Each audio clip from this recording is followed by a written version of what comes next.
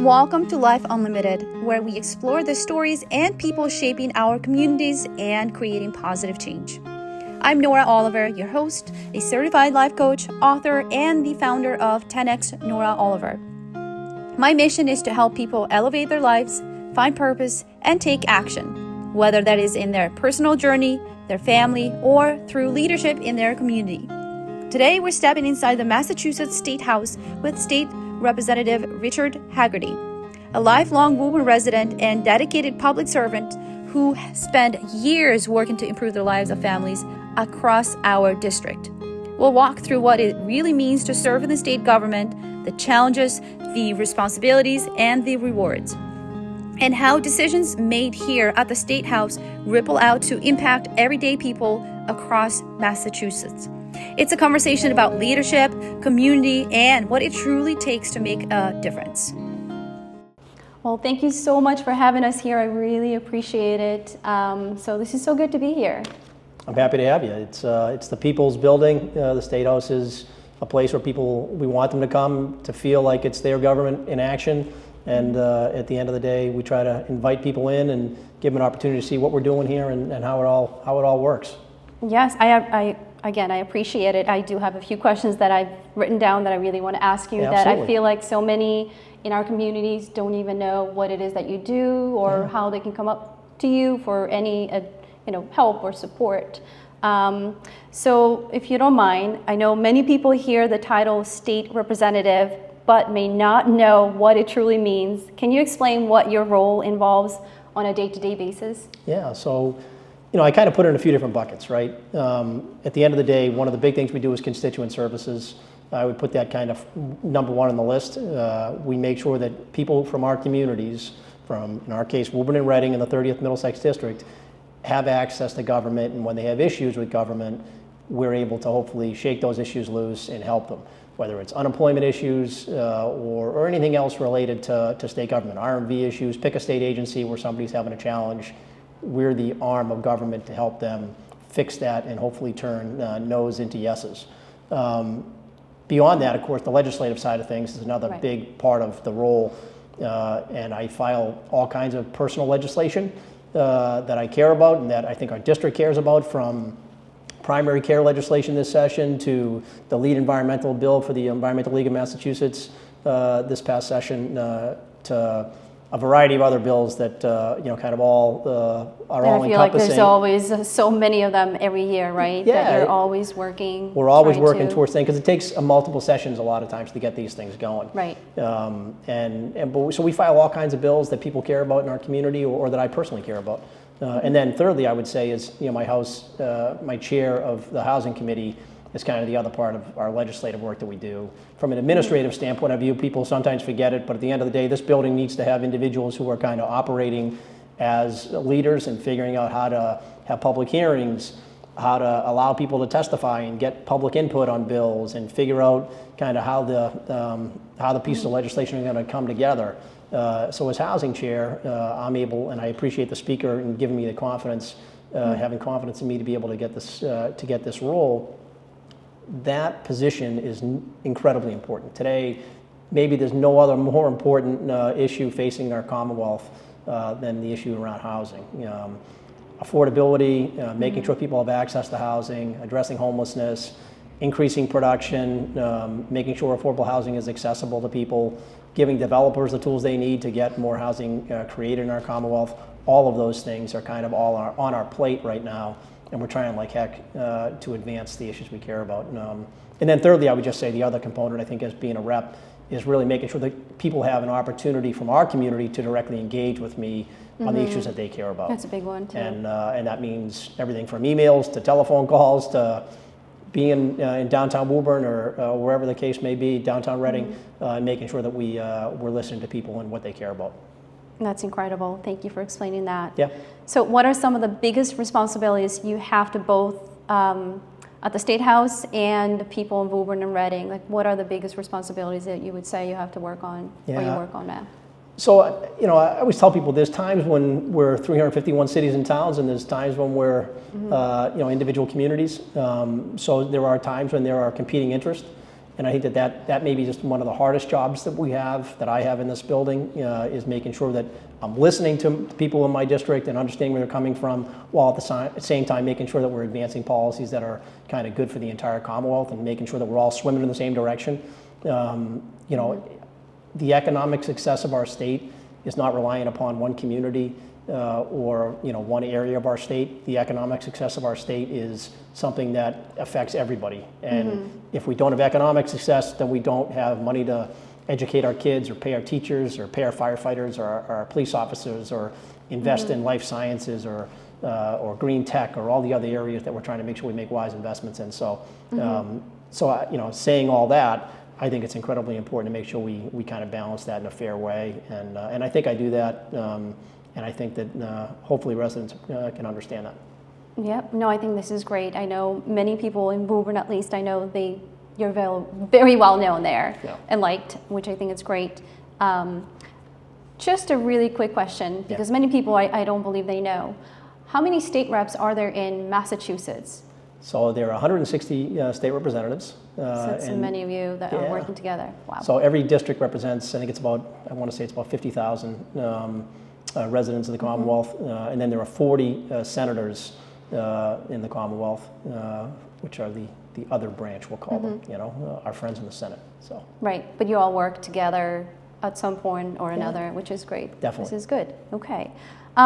Okay, so I know you talked a little bit about this, but what committees do you currently serve on, and why are they important to Massachusetts residents? Sure, yeah. So I serve as chair of the Housing Committee, as I mentioned earlier. The Joint Committee on Housing deals with everything related to housing, whether it's 40B developments, to making sure that our MRVP program, which is one of our major grant programs to help lower income folks access funding for housing, to development issues relating to zoning, to helping our public housing authorities, making sure they have the tools they need to succeed. So that all falls within the Housing Committee, and that's really where I spend a great deal of my time. We hold public hearings over the course of the term of where I have this role, which started back in February, and we allow people the opportunity to be able to testify on all the bills that are before the committee, which we have about 200. Allow the public their chance for input, allow advocates their chance for input, allow legislators their chance for input. And then as a committee, we kind of make the call as to some of the bills we'll advance, some of the bills we might not advance, some of the things we think are good ideas, not good ideas. Some things are tweaked and adjusted over that period of time. And it's quite a process. But that's my main function within the building now. If I may, just a follow-up question to that. On the Housing Committee, has the Trump administration affected, with everything going on right now, the housing?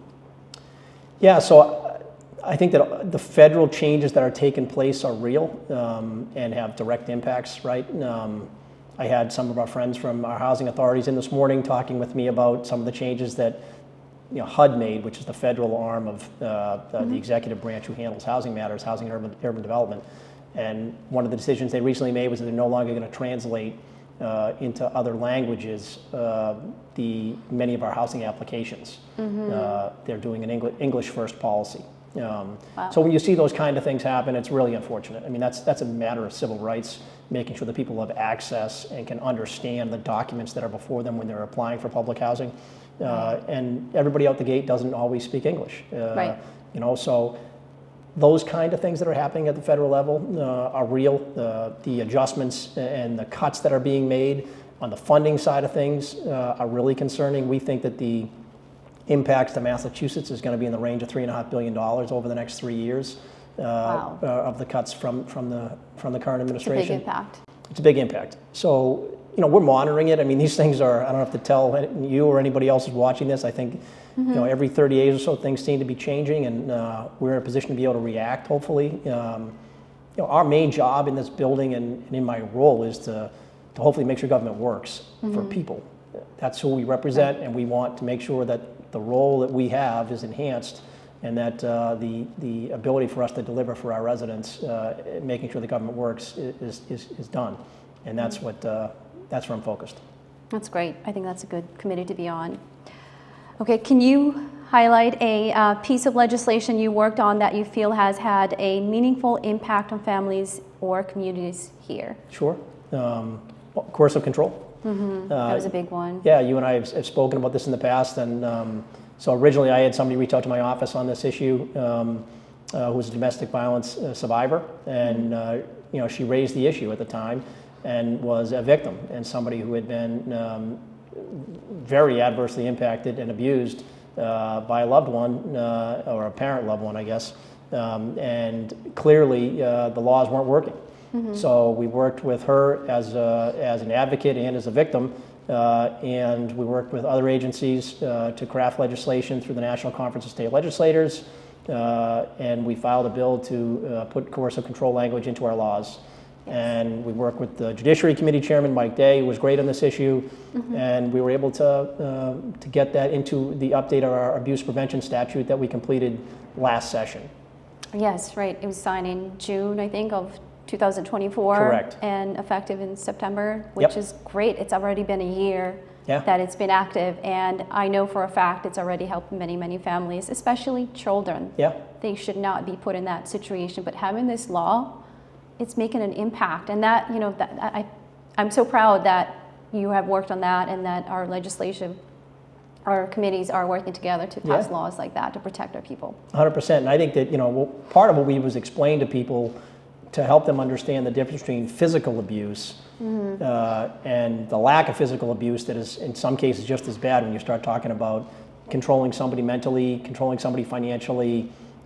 Those types of things can have an incredibly detrimental impact on individuals' lives and family life and children. And we needed to make sure that victims had better tools in the toolbox with regards to our courts so that they can be properly represented and that abusers are held accountable. I actually am a victim of domestic violence and originally abused and financially abused in every way possible you can think of. After I was then coercive controlled in many forms of ways. Yeah. The physical abuse didn't happen, but now it was, the abuse was continuing. So this law, it's already been able to help me, and I'm thankful for that. And so many other families are thankful for that too. So that's great. Well, I appreciate your advocacy and so many others who had the courage to stand up and explain why this was really important to them and why it was probably important to thousands of others who maybe didn't have the courage or the voice at the moment to really stand up, and we think we were able to help. Right, yeah, thank you. Okay, so let's talk about housing, healthcare, and education, as they're always big topics, right? Yeah. How do you approach tackling such complex issues? Yeah, so, housing I kind of talked about already, and I think that, all of them fall within our committee structure, and bills are filed, they go through a committee process, people are able to testify, advocates are able to testify, and then, committees kind of decide what's going to advance and what's not going to advance. That's kind of the process side of things. Personally, I can talk to you, specifically about education, right? So education is a matter where in Massachusetts, a lot of our educational decisions are made at the local level, right? Our school committee has substantial control over the decisions that are being made. Our role in state government is certainly to put some parameters around that and what that's going to look like. But on balance, our biggest role is really directing resources, i.e. funding, to local school districts to make sure that they have the tools they need to give our teachers, that they have the tools available to be able to give our students everything they deserve. Build schools. I think you obviously work on that as well, especially we just had redistricted in Woburn. We have a few schools that definitely need some work. Yeah, so I know the school committee is now looking at whether or not to advance either a middle school or elementary school, and they're going through that locally, and at some point they'll make a decision to advocate with the Mass School Building Authority for funding, and that's something that we're going to be helpful with and be kind of standing shoulder to shoulder with the community on and making sure that they get fair access to state funding. That can translate into anywhere between 40 and 50% today probably of overall cost of the project, which is a huge benefit to taxpayers. Huge benefit. I mean, that's a real, and by the way, it's taxpayers' money either way. Right, right. But we want to make sure the Woburn taxpayers in this example are able to access those MSBA funding mechanisms. We did it in Reading. Reading's building the Killam Elementary School right now. they're finalizing that project, and we were able to help them access some of those state dollars. And Woburn has a terrific track record on this, by the way. We used it when I was in the city council to be able to build a new Goodyear, to build a new Harold Wyman, be able to build our high school. High school as well, yes. White School, and the Shamrock School. All of those went through the MSBA process. So we know it works, and we want to make sure that our taxpayers are being taken care of and getting their fair share. That's incredible. Thank you for that. Yeah. Okay, so let's move on to, I have a few other questions. Sure. What are the main ways your office helps constituents, right, like as you mentioned, who reach out with concerns or problems? I know we talked a little bit about this, but what other ways, how do they come to you? Yeah, so it varies. We hold monthly, typically we hold monthly office hours in the community where folks are able to come down and sit and have a cup of coffee or chat with us about what they care about and help us understand kind of where they're coming from and the different issues that are maybe That's before awesome. us. So they can just show up and... Just show up and talk, Wow. which is really, it's somewhat informal, but maybe in some ways more beneficial because it's a little more casual, a little more like, hey, why did you do this? Why did you vote that way? Or, geez, I really care about this. Can you look into this for us and help us understand how we can advocate better to see this take place. All those types of things I think are really important, and making sure that we have boots on the ground, making sure that we are in the community listening to people is really, really important. So certainly we do that part of it. People obviously email our office and they reach out. We get plenty of emails, let's put it that way. Plenty of voice messages of people who are advocating for or against different pieces of legislation that we're looking at and maybe we're supporting or maybe not supporting.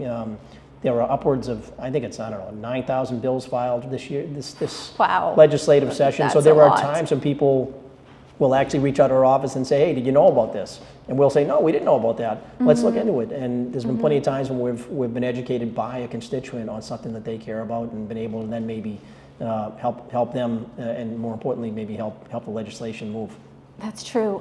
Don't assume that of the 9,000 something bills, right? Correct. It's almost impossible to go through each single one. Yeah. And there's new ones filed every single day. Correct. So 100%. I get that. So if they have an issue, just come to you, email, or show up in the, those days, coffee time, whatever questions they may have. And we post all that stuff on Facebook, so people have, put it in the Good. newspaper. People have want to come down and talk to us. And typically if, I'm available by phone, call the office, we can always chat. I try to be Good. available as I can to people to make sure that we're listening. That's good. That's awesome. Okay, can you share an example of a local issue you were able to help resolve or bring to attention? A local issue, that's a great question.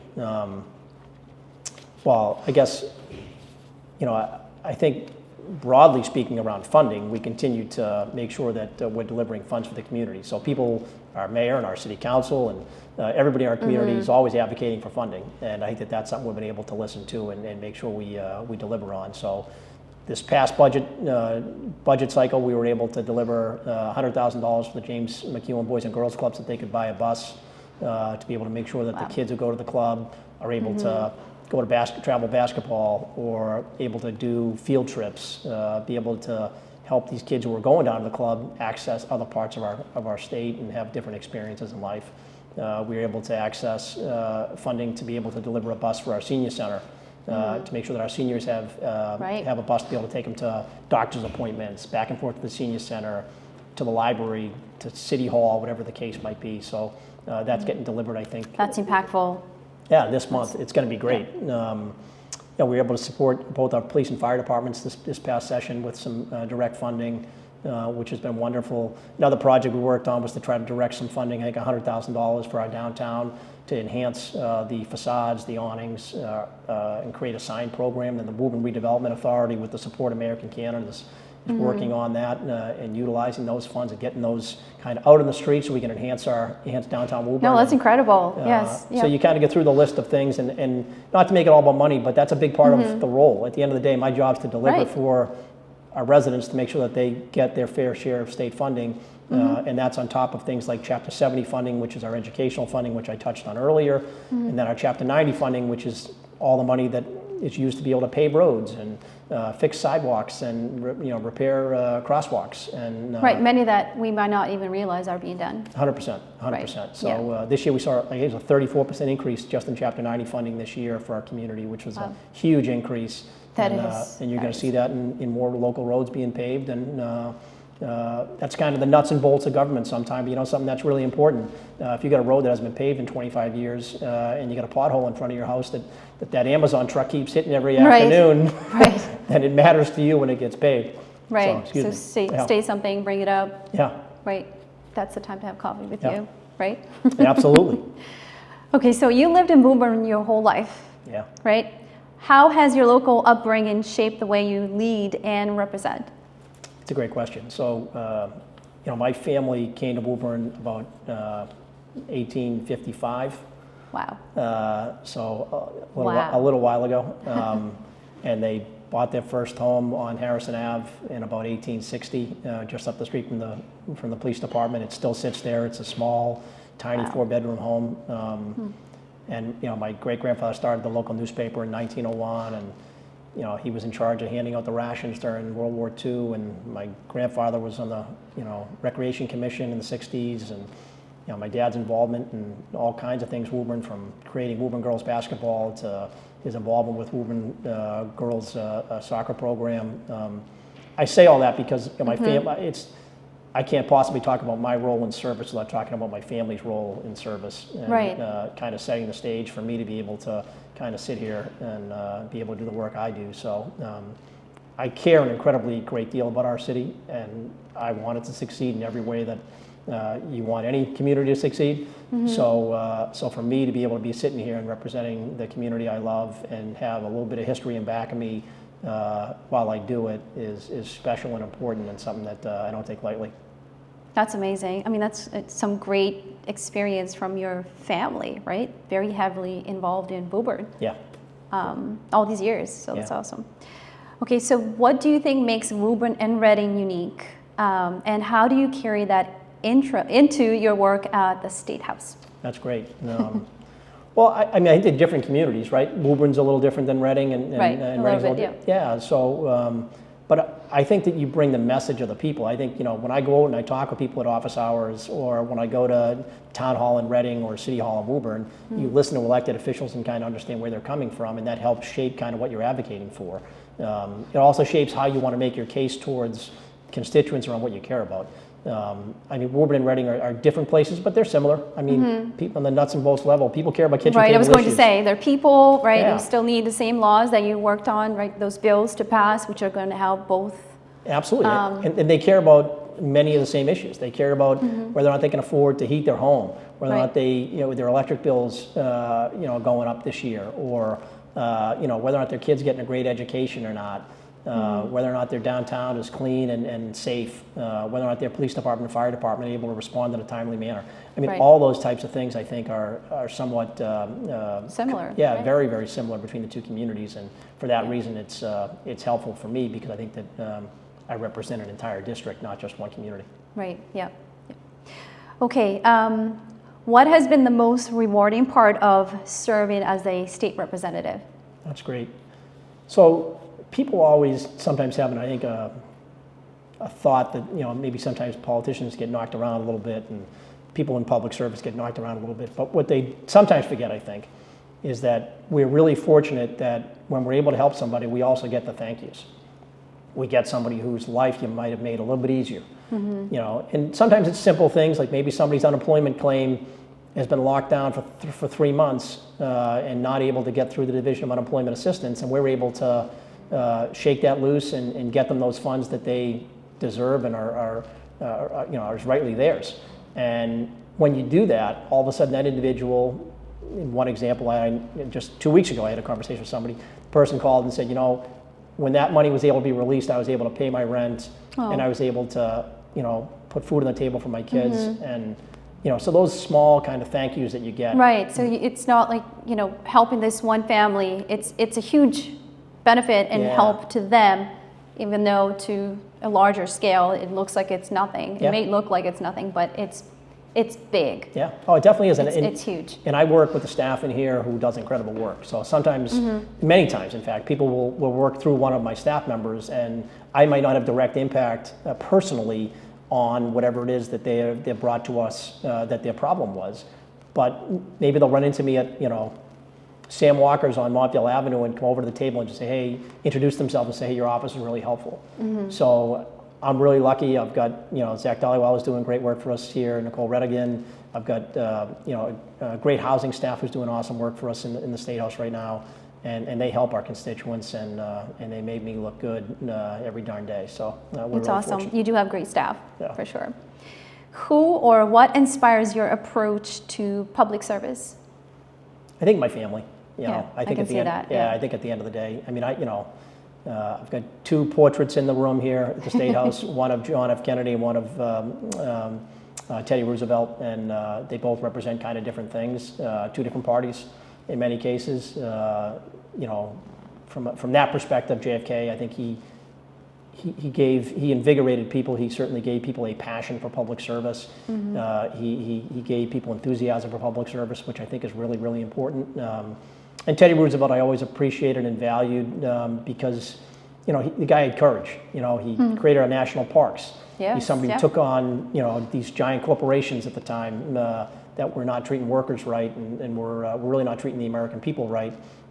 He was a courageous guy and a real leader. And sometimes you gotta buck the trends and stand up for what you believe in. And he was somebody who did that. So those 2 national figures, but certainly from a kind of fundamental level, my family and my Right, family's especially role. you were around them day to day, and with the history of your family. I mean, who wouldn't be? Yeah. Right. Okay. When you're not at the State House, how do you stay connected with the community and with your family? Yeah, that's a great question. So, so I have a 3.5-year-old. I'm getting personal now. Yeah, I have a 3.5-year-old, almost 4 if you ask her. Right. But she's still got the 3 fingers up. She'll do. She won't do the 4 yet. Still adjusting. Yeah. But she's she's my life. My wife is my life, and I'm really fortunate to have a great family and to keep me grounded and to keep me kind of centered, if you will. And I try to get out into the community as much as I can. Last night I was at Lord Hobo playing in a cornhole benefit tournament for the local food pantry for the Council of Social Concern. And I had my former legislative aide, Anthony Langone, who's now on the Woburn Housing Authority, as my partner. And I carried him for a few games. He carried me for a few games. But we had fun. But it's an example of where, you just got to get out there in the community and still stay engaged. And as much as I love Beacon Hill and love my role in here, I'm a kid from Woburn. I live on Wynn Street, and I'll never forget it. That's awesome. That's a great story. Thank you. Yeah. Okay, so my last question, I promise. I know I've trapped you in this room for a long time. For people listening today, what is the best way they can reach out, share their ideas, or get involved in the issues that matter to them? Yeah.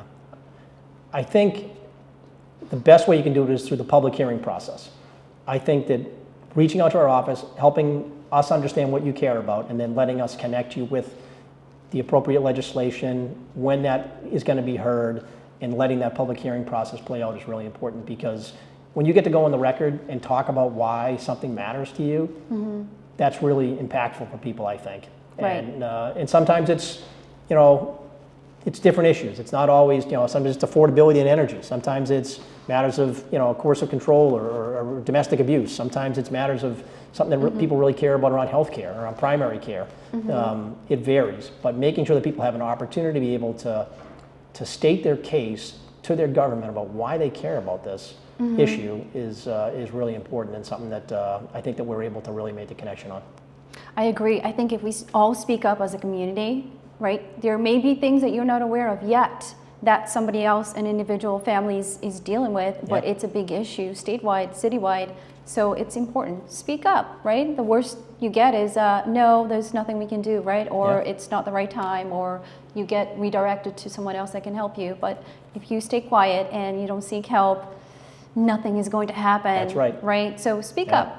Come to you. Have coffee, right? I always tell people when they talk to me on an issue they're having or a constituent matter or whatever the case might be, I tell them, hey, we're going to get you an answer.